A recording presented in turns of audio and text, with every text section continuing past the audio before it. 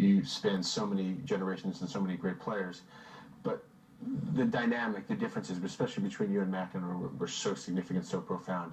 How much enjoyment and satisfaction do you get out of knowing how much torture and pain that French Open final loss gives to him, even on a daily basis? I don't get satisfaction from that now. I did, of course, then, because we were big rivals, but those days are way gone, and it just brings memories, obviously nicer to me than to him, but he has beaten me plenty of times as well, and I'm sure he remembers those. Taking McEnroe and Connors, which player did you dislike more? Which player did you respect more? I disliked everybody who was beating me, especially if it was on a consistent basis. I wouldn't say necessarily personally, but as a player. And the two guys, Jimmy and Johnny mentioned, were the two guys responsible for me getting more physical, because I was between 2 and 3 in the world in 81, 82, 83, and 84. And I didn't like that. I had trouble with left-handers to start with. And that's probably because we didn't have a left-hander in Ostrava at our club, and I never practiced with left-handers, so it was always difficult to play a left-hander for me, returning their serves. And I did sit down at the end of or middle of 84 and said, okay, what do I need to do to beat these guys? And some things I came up with required for me to get quicker and to get stronger in terms of being able to last longer as well. I remember a quote from you when you were playing saying, it's not that you didn't get tired, it's just that during the course of a long match you decreased less than other players. Right. Can you elaborate on that? Well, I think there are two kinds of players physically. Some players go up and down. Let's say Novak. Novak is a perfect example. He will get tired and look like he's dead, and then 2 games he has sort of a rest period, and then he rebounds. And then there are players like myself, or were players like myself, who stay at the same level all the time or decrease very little, but once they hit the wall, that's it.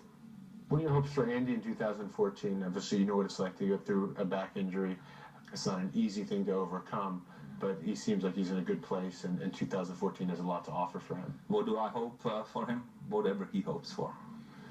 That's the most important things, because what I hope for doesn't really matter. It has to match up with what he hopes for, and we have established that, so we're going to go for those goals. Did you ever think you'd enjoy coaching as much as you seemingly do? Yeah, because I did enjoy working with the kids. Before we started the academy, I talked to Patrick McEnroe and worked with his 14 and 15-year-old boys down in Florida for a couple of weeks, making sure I enjoyed that, and I did enjoy that very much. So it's not a surprise to me now. Your academy in Hilton Head, how important is it for you to help another generation of players reach their potential? I love working with kids. I think it's great for kids to do sports. I've been very involved with my kids in golf. They play tennis at first and they switched to golf, so I spent about 10 years driving in the summer to every tournament they went to with them, or flying with them, and teaching them not only about the little I know about golf, but about traveling, hotels, restaurants, what to eat, what not to eat, and so on. And I just enjoy when kids do sports. I think it serves them well. Of course, not everybody can be a top player in golf, tennis, or any other sport, but as long as they have sport for their lifetime, that makes me happy. Where do you believe that the sport is right now? I think it's in a great spot.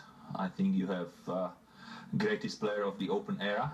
I always struggled with that question, and I finally came to the conclusion that you have to go pre-68 and past 68. And pre-68 it's Rod Laver, even though he won Grand Slam in 69, but put him into pre-68, and after it is Roger. So you're just coming towards the end of career for Roger, and greatest player in the Open era. The one disappointing thing to me, but there must be some good explanation for that there's not enough young players are coming through. You can look at Dimitrov and those guys, but I'm talking about 18, 19-year-olds, which would be showing, yeah, I will be number one day, or you better look at me, I could be number one day. So why is that? I don't know. I can only speculate that the guys are more mature, that it's more physical than it was 30 years ago. Not that easy. The guys not that easy to come through. The guys stay around longer because of the way they take care of their bodies, of the preparation of the court with their teams and so on. They play. Andre was playing into mid-30s, and Roger is in the 30s, Andy, Rafa, and Novak are 26 and 27 this year, and they're nowhere near the end of their careers. So normally 30 years ago when you were 30 you were pretty much done. It's not the case right now, so maybe the young guys are not they're competing against another half time or half generation, not only against them and generation ahead of them, but still some of the better older guys are still hanging around. So maybe that's why. I really don't know. Thanks, Yvonne. Time now for this week's Getty Images on